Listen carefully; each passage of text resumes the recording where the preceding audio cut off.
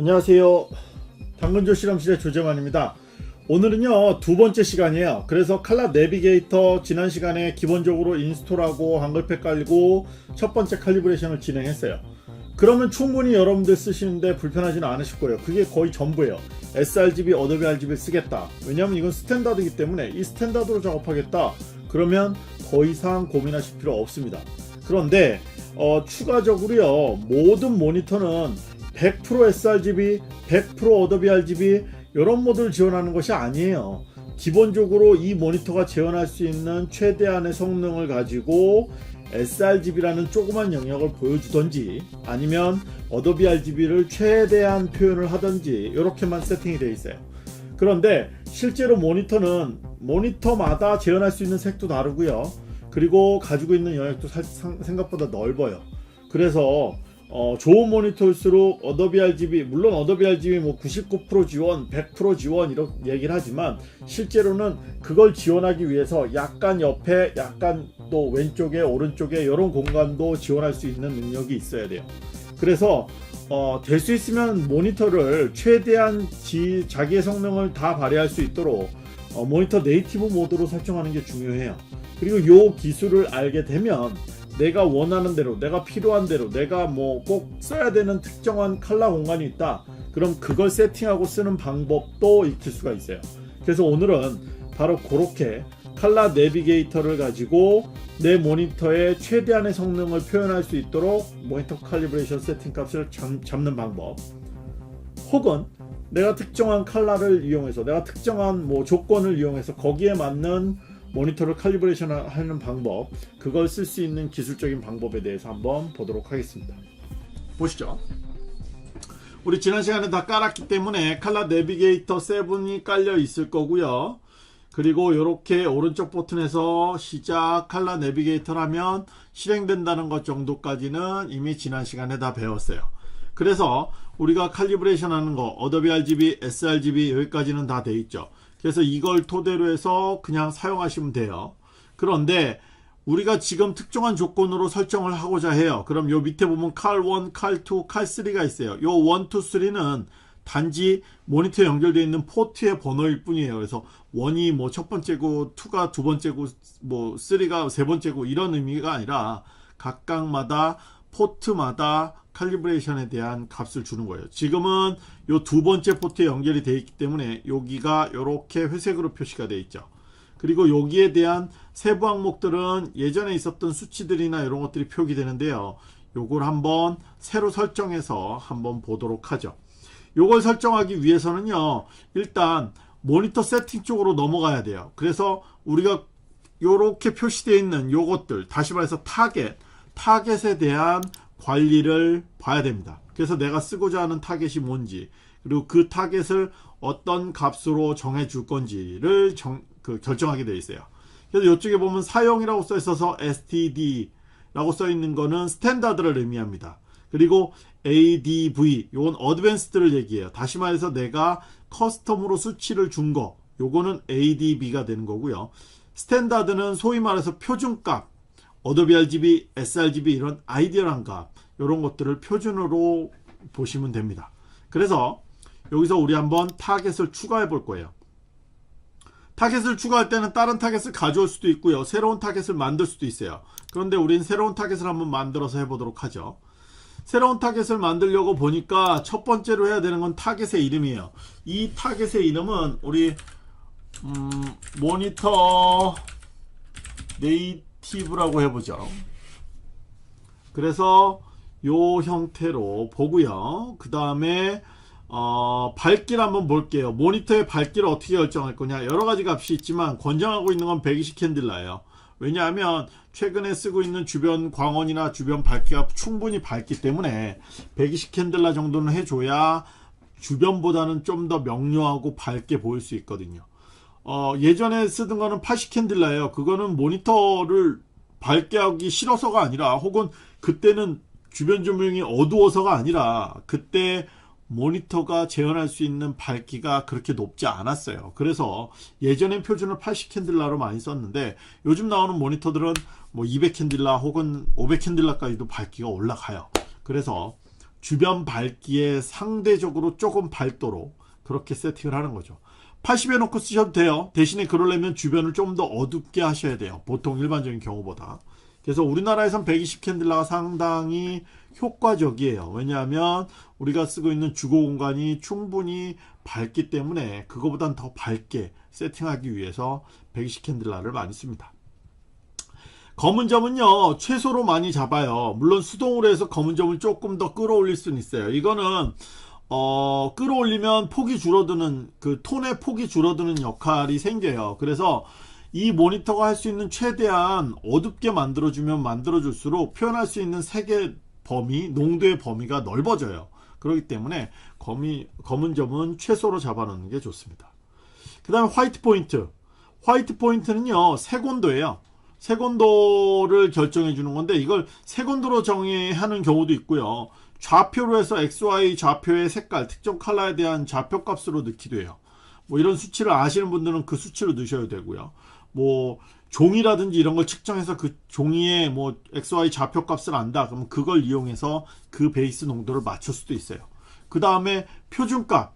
표준값이라고 하는 거는 흔히 우리가 알고 있는 DCI, 요건 영화나 동영상에서 많이 쓰는 거고요. D50, 요거는 인쇄 쪽에서 많이 쓰는 거예요. D65, 요거는 사진 쪽에서 많이 쓰는 표준값이에요. 그래서 이걸 선택하셔도 되고요. 그리고 여기서 내가 색온도, 특정한 색온도를 잡아주셔야 돼요.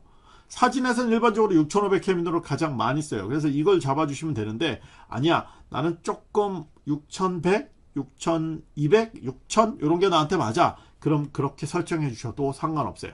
이건 아시면 건드리시고요. 모르겠다 그러면 그냥 6500으로 하셔도 큰 무리가 없습니다.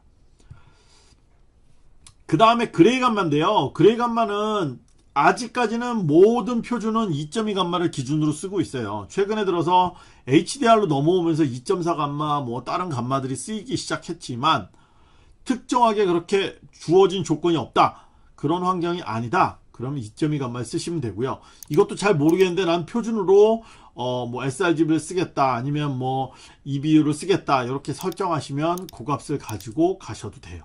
그러나 우리는 사진을 주로 하니까 사진 장비는 아직까지는 2.2가 제일 표준에 가깝습니다. 그래서 이걸 선택하시면 되고요. 3D 룩업 테이블을 입력할 수도 있어요. 요 값은 요건 좀 복잡한 개념이긴 한데, 특정한 경우에는 룩업 테이블이라고 해서 그 감마 값에 해당하는 그 여러 수치를 엑셀을 파일화 시켜서 그걸 집어넣어서 설정할 수 있어요. 이건 아주 특정한 용도로 사용하는 경우, 예를 들면은 특정한 컬러의 특정한 감마 대역의 톤을 조금 명료하게 더 봐야 되는 특수한 목적, 뭐 가장 많이 쓰는 건 의료용에서 뭐 내시경 장비에서 사람의 피 색깔이나 이런 것들을 명료하게 본다든지, 이런 용도로 설정할 때 사용하는 기능입니다. 그 다음에 이제 우선은 무엇을 중점적으로 잡을 거냐예요. 그래서 표준적으로 잡기도 하고요. 회색 균형이라서 그레이 밸런스라고 그러는데, 요거는 항상 중성 그레이가 나오도록 그레이를 먼저 잡고 그걸 기준으로 그 커브들을 조정해 주는 거예요. 그 다음에 고정 감마는 감마 값을 고정해 놓고 거기에 맞춰서 모든 색깔을 조정하는 건데, 개념이 좀 복잡하고 어려워요. 그래서 솔직히 말씀드리면 표준이거나 사진을 하실 때는 회색 균형도 꽤 좋은 초이스 중에 하나예요. 그러면 정확한 뉴트럴한 그레이 값을 만들 수가 있거든요. 그래서 그렇게 하시면 되고요. 그 다음에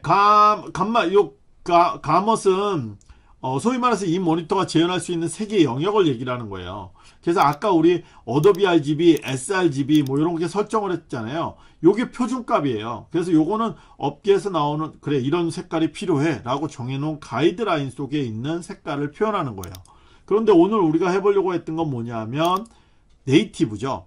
네이티브라는 건 뭐냐면 이 모니터가 재현할 수 있는 최대한의 색깔을 한번 뽑아봐. 뭐 레드면 레드, 뭐 그린이면 그린, 블루면 블루, 끝에서 끝까지 한번 할 수 있는 데까지 다 표현해봐. 그래서 저희가 이 프로파일의 제목도 모니터 네이티브로 결정을 했잖아요. 그래서 네이티브로 한번 잡아보겠습니다. 그 다음에 뭐 수동으로 잡을 수도 있고 여러 가지 것들이 있어요. 이렇게 해서 요 옵션을 설정을 하면, 요걸로 확정을 누르시게 되면 기본적으로 저장이 됩니다. 그럼 여기 보시면 모니터 네이티브라는 타겟이 하나 형성이 되는 거예요. 그러면 이제 이렇게 형성된 타겟을 기초로 해서 우리 모니터 칼리브레이션을 잡아보자고요. 여기 보면은 칼2 요걸 선택을 했죠. 그 다음에 여기에 요렇게 창이 있어요. 요 창에 아직 지정되지 않은 아까 타겟 리스트가 이렇게 떠요. 그 중에서 모니터 네이티브를 저희가 설정을 했으니까 요걸 한번 설정을 해보자고요. 그러면 아까 우리가 잡은 타겟에 대한 정보들이 이렇게 따다다다닥 뜨게 돼 있어요. 그 다음에 모니터가 보정되지 않았습니다. 보정하십시오. 아직 우리가 선택만 하고 조건만 정했지 보정을 진행하지 않았거든요. 그래서 이제 보정을 눌러서 진행을 할 겁니다. 그럼 아까랑 동일한 과정으로 센서를 일단 초기화 하고요. 초기화를 하고요. 그리고 나서 센서를 돌리고 센서의 위치를 또 다시 잘 잡아주고요. 그 다음에 모니터를 다시 이렇게 기울여서 센서가 잘 밀착되도록 이렇게 해주죠. 그리고 나서 진행을 눌러서 칼리브레이션을 해주면 됩니다. 과정이 그렇게 복잡하진 않아요. 단지 타겟을 먼저 설정을 해주고 그 타겟의 리스트를 관리해 준다라는 게 칼라 내비게이터 6랑 달라진 것 중에 하나입니다. 그거 외에는 나머지 기능들은 동일해요. 그래서 타겟을 정하시고 그 타겟을 기초로 해서 이렇게 작업을 하시게 되면 칼리브레이션이 잡힙니다. 그래서 지금 이 모니터가 재현할 수 있는 모든 지점에 값을 가지고 최대한 폭넓게 칼리브레이션을 진행 중이에요. 오른쪽에 좀 더 애니메이션으로 시각화돼서 지금 어느 위치를 찍고 있는지 좀 더 명료하게 보여주고 있어요. 그래서 이런 것들이 칼라 내비게이터 7에서 추가된 기능이라고 보시면 됩니다. 그럼 좀 기다려보죠. 보정이 진행되도록.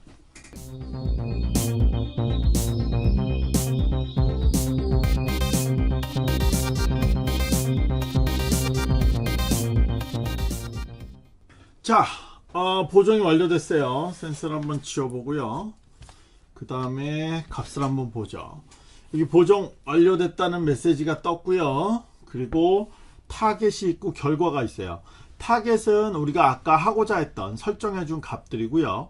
그 다음에 결과는 그렇게 돼서 나온 결과들을 표시하고 있어요. 그래서 보시면 알겠지만 밝기는 조금 밝게 되는데 이 정도는 거의 무시할 수 있어요. 사람 눈으로 구별 못하고요. 그 다음에 검은 점은 얼마나 낮추냐, 최대한 낮춰보라고 그랬는데 0.2 캔들라까지 낮춰진다고 나왔어요. 그리고 이 모니터가 지금 요 상태대로, 요 세팅 값대로라면 596대 1의 콘트라스트 비율을 가지고 있고요.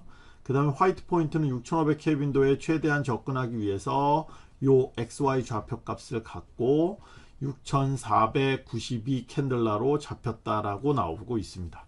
그 다음에 레드, 그린, 블루의 값이 어느 정도까지 표현되느냐, 요건 요 세 귀퉁이에 대한 값인데요. 이 값이 아마 나중에 한번 대조해 보시면 아시겠지만 어도비 RG보다 약간 클 거예요. 약간 크게 잡히고요. 그래서 그 나중에 뭐 보정하거나 수정하거나 그랬을 때 어도비 RGB에 최대한 99% 이상 맞도록 그렇게 진행되는 그 과정이라고 보실 수 있습니다.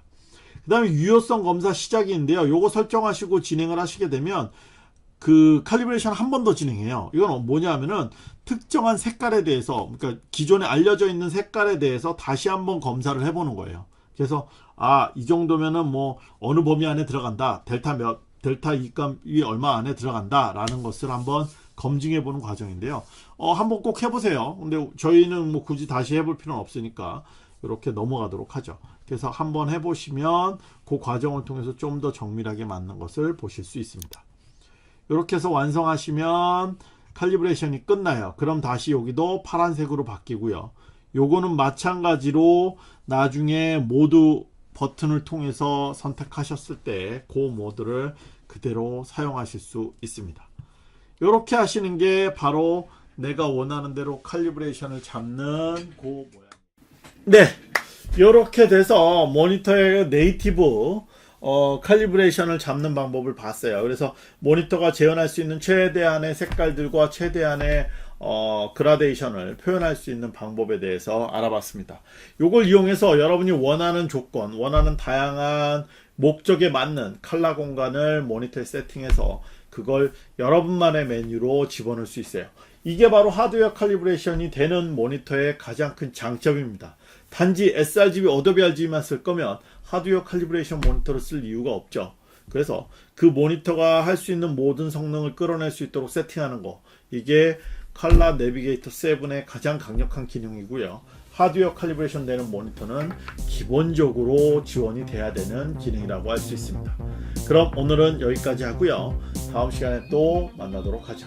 감사합니다.